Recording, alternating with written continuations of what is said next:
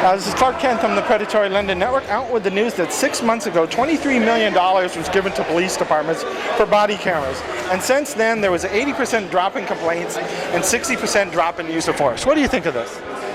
I think well, I am new to the force, so it's hard to, I guess it's too soon to tell what my thoughts would be on it. So, yeah, I guess if I had personal experience with the body cameras, maybe I could give you a better feedback on that. I think it's good that the use of force has dropped, but I think more of the police officers need to use the body cams, especially since we've paid so much in taxes for them to have them.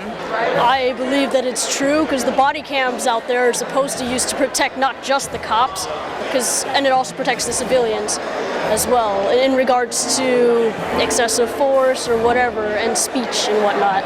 For my opinion, on the 80% on the complaints, maybe a lot of people don't want to risk showing off their privacy that I guess they think is, well, how do you say it? It's a violation of their privacy. And on the 60% of use of force, I guess that the 60% drop in use of force with the cameras showing everything that what's going on with the crime. I'm not really sure how to go on from there. Now, only 32% of police departments use body cameras. What do you think of this? 32%. Is there a reason why there's only 32%? I'm asking you, you're the cop.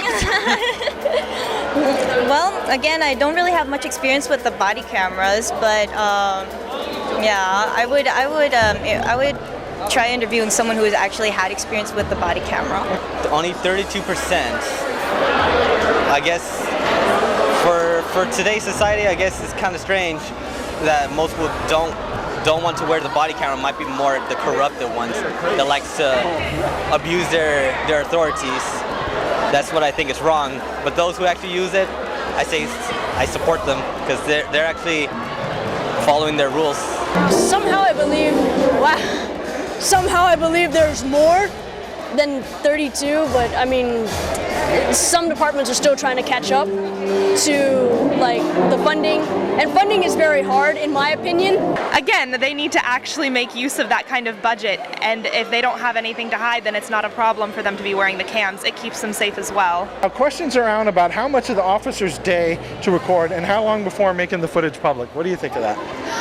Well, personally, I wouldn't make any footage public because I feel like that's disrespect for the right of the privacy of citizens and other people, you know.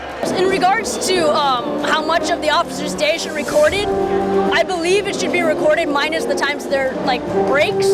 Like when they're on foot, out and walking, I believe that's the best time to record every single one of those days and whatnot. Minus, like, I guess when you're in the department, those should stay off camera. But when you're out doing on the line, you know, in duty, I bet that's the best time.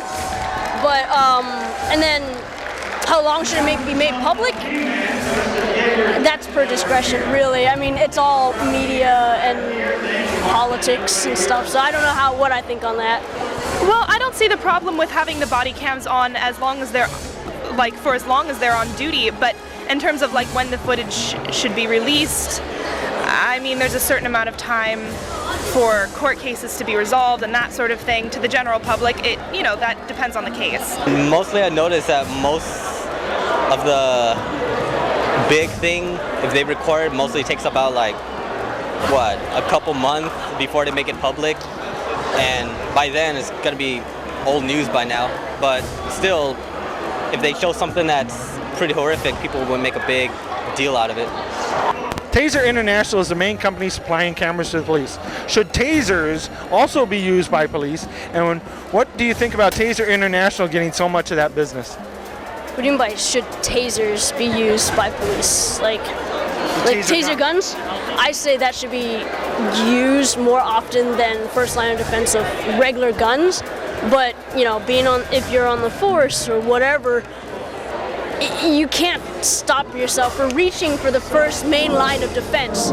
I mean, if you're being attacked, it's fight or flight, and it's either you or the other person. I mean, sure, you can reach for a taser, but I would like to see like more apprehensions with tasers than say with a gun.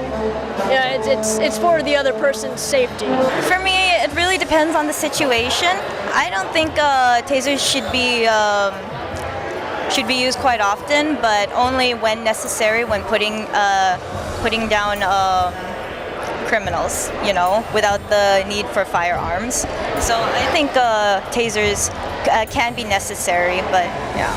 Well, I guess what's good for business is good for business, but I do agree that the police officers should carry more tasers and maybe reach for that first as opposed to a firearm. For the taser business, that's a really hard decision because I've seen a lot of officers use those tasers just out of nowhere. I mean, it is okay for them to use it in case the suspect's getting too violent, but never use it on anyone that's just calmly resisting their